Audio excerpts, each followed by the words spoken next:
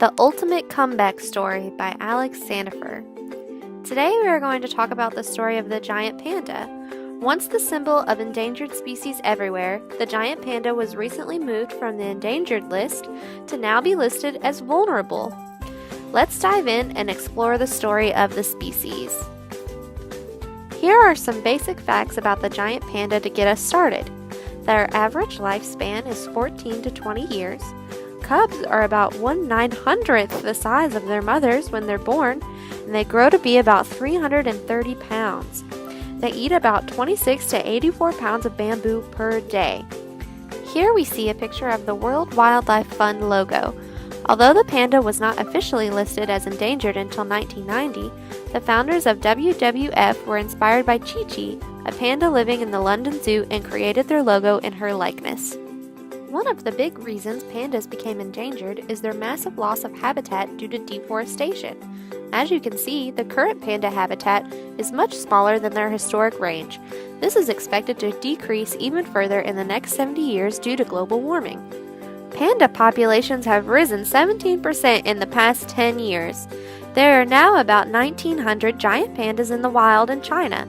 This number does not include pandas in captivity in China and around the world. Efforts to restore the giant panda population have included adding panda reserves all around mountainous China, where the giant panda is found naturally. There are now about 67 of these reserves across the country.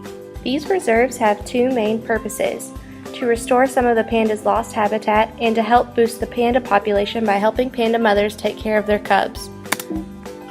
Panda mothers aren't known for being mom of the year. If a panda gives birth to twins, they will often neglect one of the cubs. This is when handlers step in and rotate the cubs to ensure they get enough attention.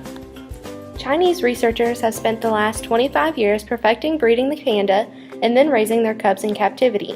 They've got this down to a science, using math equations to help decide which pandas would make the best cubs. It's one thing to raise pandas in captivity. It's another to try and release these new pandas back out into the wild. That's exactly what some of these reserves are working toward. In fact, you might be wondering why these scientists are dressed like pandas. Well, the answer is simple.